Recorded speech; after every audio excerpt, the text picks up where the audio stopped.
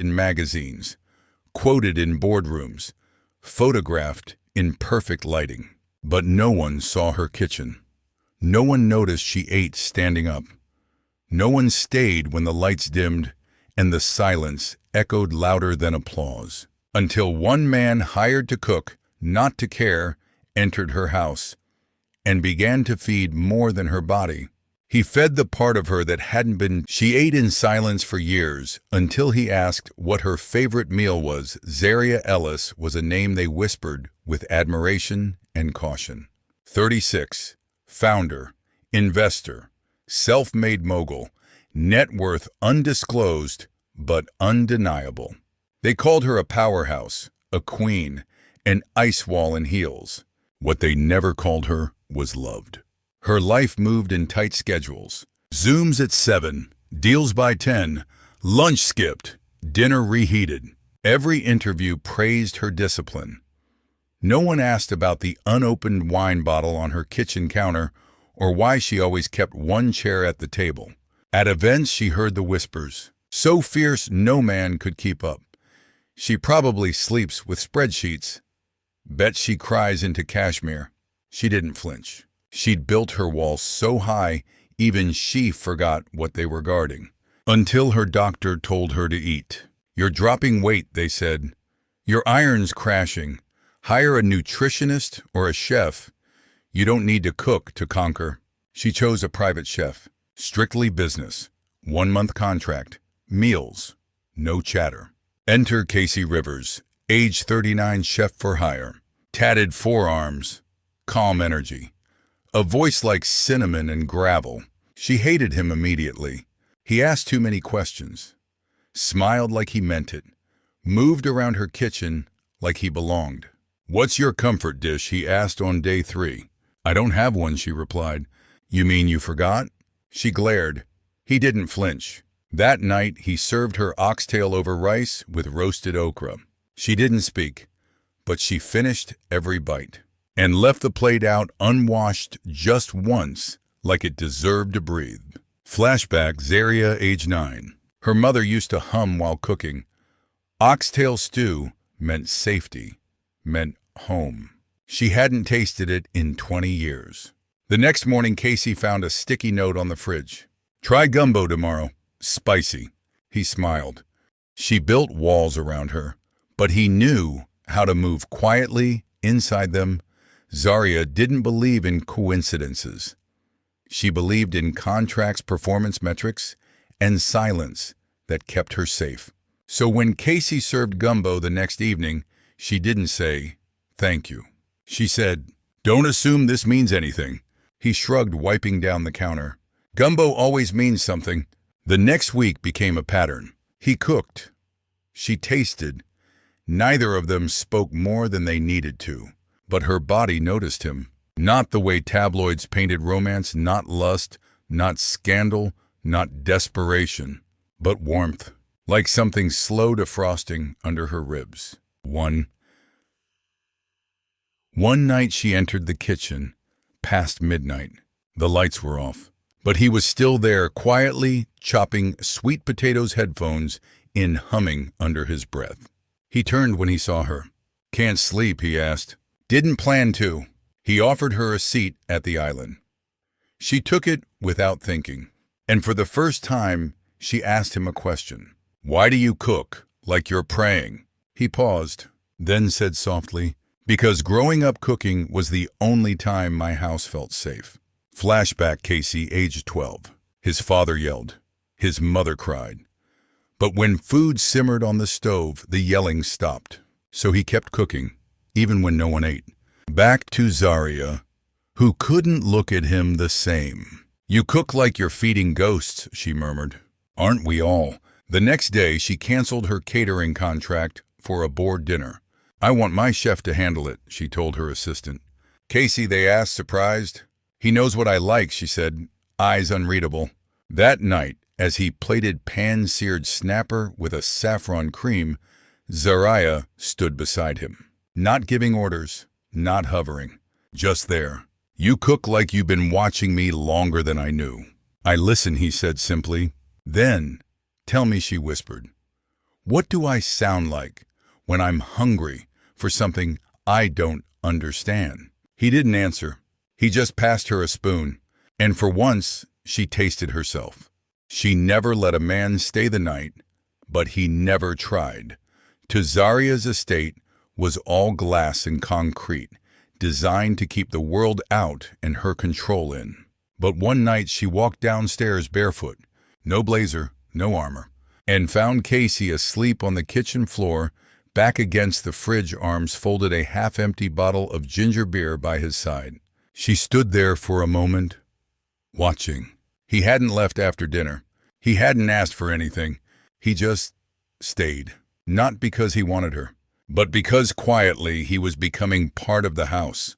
Flashback: Zaria, age 22. She once brought a man home. He called her condo intimidating, said her success made him feel small. He never came back. Since then, she built her castle taller, tighter, until now. Back to Casey, waking with a start. "Didn't mean to crash," he muttered, rising quickly. "You didn't," she said. "This is the first time the kitchen hasn't felt empty at night." He tilted his head. "You eat alone often?" "Always." "Why?" She didn't answer. But the next night, she set 2 plates on the table before he could. The dinner was quiet, but not silent. They didn't speak much, but when he told her about a spice his grandmother used to grind by hand, her eyes lit up. "Teach me," she said. "You want to cook? I want to remember what it feels like to make something with someone." He put her hand on the mortar, guided her wrist, said nothing else. And in that silence, something in her began to kneel, not to him, but to the part of herself that had been starving. Later that week, she turned down a date with a fellow CEO. He said we'd make a power couple, she told Casey over breakfast. "And I already have power. I want peace." He just nodded, didn't press, didn't flirt. But as she walked away, she noticed something she hadn't seen before. He was always there, even when she said nothing. She ruled every room, but he never asked her to perform. It was raining the night Zaria came home soaked. Her driver had dropped her at the wrong entrance. Her heels were ruined, her shoulders stiff with exhaustion. She stepped into the kitchen dripping, and Casey turned. No comment, no smirk, no flattery. Just a towel held out. "Go shower. I'll warm the soup." That was all. And it unraveled her more than any poetry ever could.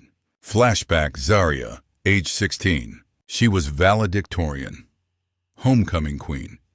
And still someone always asked, "But do you have anyone?" Like love was the only trophy missing. She learned early that power made people nervous and loneliness made them comfortable. So she made solitude her crown. Back to the kitchen, 20 minutes later. She returned in a robe, hair damp. He was plating grilled fish, wilted spinach, wild rice. "You cook like the world's ending," she said softly. "Maybe it is," he replied.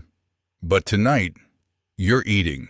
They sat at the table together. No press, no emails, just food, forks, breaths. At one point, her hand grazed his, reaching for salt. She didn't pull away. He didn't linger. "Why don't you ask me things?" she murmured. "Because most people ask you to hear themselves talk. I'd rather wait until you want to tell me." She looked up, startled. "What if I never want to? Then I'll keep cooking." She stared at him for a long time. Not because he was handsome, though he was, but because he didn't need anything from her. Not answers, not access, not approval. And for a woman who had built her life around being needed, that felt terrifying and holy. That night she dreamed of a kitchen full of laughter, of spice on her skin, of bare feet on tile, of someone humming behind her. When she woke, her hands were curled around nothing, but her chest ached like it missed something she'd never actually had yet. He never touched her, but she felt it for days. The estate staff noticed first. Zaria started lingering in the kitchen. Her footsteps softened, her tone slower. Sometimes she even laughed. Not loudly, not often, but when she did, It didn't sound like the CEO. It sounded like someone remembering who she was before the world told her who to be. Flashback, Zaria, age 27. A man once said to her, "You're beautiful but intimidating. You don't need anyone." She smiled, and then cried herself to sleep for 3 nights straight. She didn't want to be needed. She wanted to be wanted. For her silence, her strength, her softness beneath the shield. Back to the present. Her hand accidentally brushed Casey's arm. Just for a moment. He didn't flinch, but she did, because the warmth lingered. "Do you always cook like this?" she asked, flustered. "Like what? Like it means something?" He dried his hands on a towel. "Because it does." She stared at him. "What if I don't know how to receive that?" "You don't have to." He paused. "Just eat." The next night he found a plate waiting for him. She'd cooked, burned the sauce, oversalted the beans, but she tried. "You don't have to eat it," she said, "but I want to." And he did. Every bite, as if it were the finest thing he'd tasted all week. Later that week, she canceled her trip to New York. "The pitch can wait," she told her assistant. "You never miss investor meetings." "I've missed a lot of things," she replied. "I'm done adding to the list." That night, she walked into the kitchen and whispered, "Casey." He turned. "Yes, stay. For dinner. Not as staff, just as someone I want here." He didn't smile. He just said, "I've been here. You just hadn't said it out loud yet." They sat, they ate. No music, no tension. Just 2 people who knew what it meant to hold space without pressure. And for Zaria, who had been she'd only ever been touched for her power until he made her feel human. Zaria was used to people reacting to her. Investors studied her. Journalists dissected her. Suitors tried to conquer her.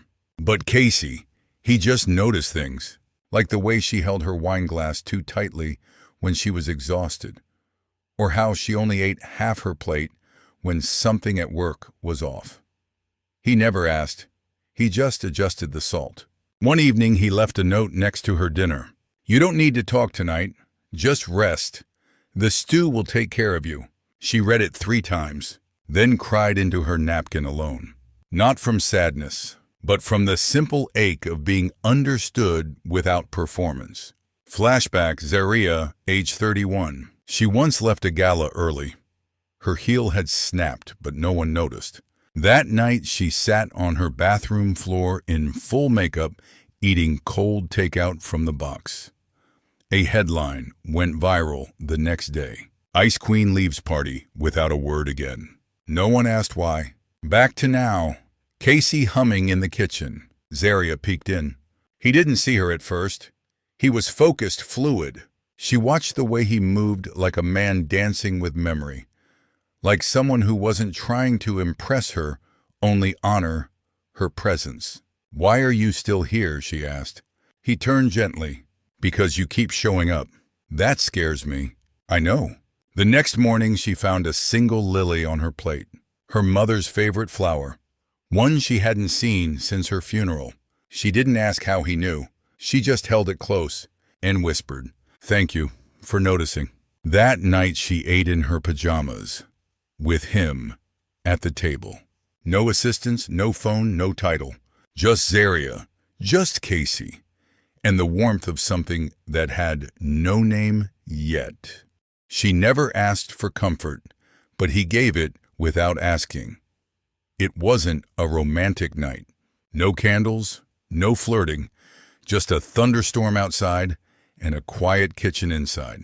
Zaria was late coming home, soaked again, shivering.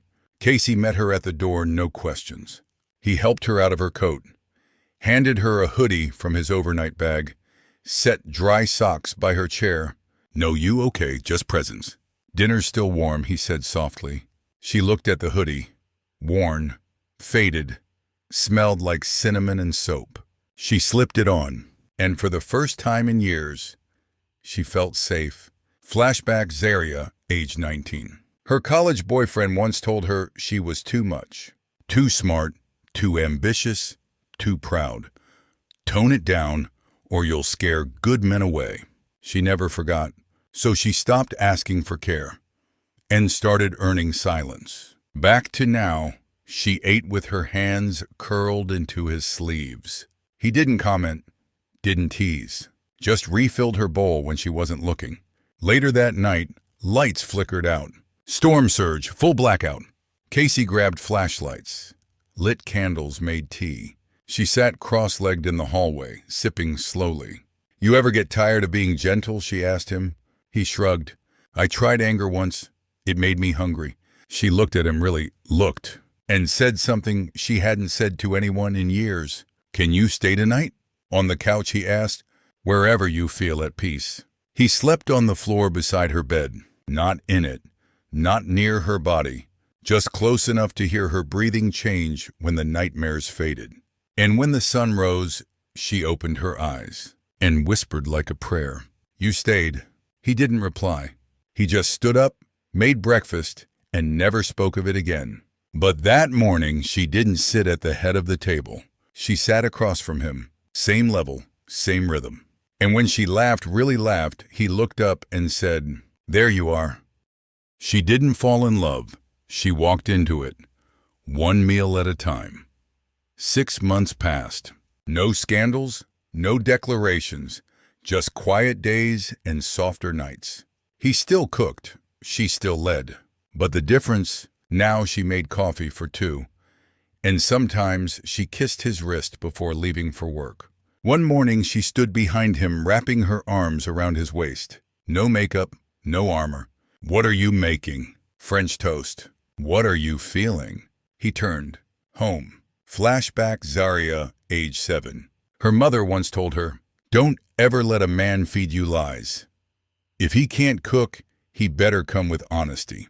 Zaria never forgot it, but she'd forgotten what honesty tasted like until him. Back to now, a dinner with friends. Not a gala, not a fundraiser. Just people in her backyard barefoot and laughing. Casey grilled. She served. Someone whispered, "You've changed." She smiled. "No, I finally stopped performing." Later that night, they sat on the floor sharing leftovers. No titles, no tension, just them. "People still say you're too much," he murmured. "Good," she smirked. "They're finally paying attention." "You're still alone at the top," he teased. "No," she corrected. "Not anymore." Epilogue 1 year later. The kitchen still smelled like garlic and ginger. Her robe still dragged across the tiles. But now there were 2 toothbrushes by the sink and a Polaroid on the fridge. Her laughing, him holding tongs, a pot boiling between them. The caption, "We made this together." She didn't need him. She chose him, and every day since he chose her right back, not because she was powerful, but because when she finally let someone in, she didn't lose her throne. She found her table. If this story moved, you subscribe to Real Father Story, where true connection is served slow, honest, and unforgettable.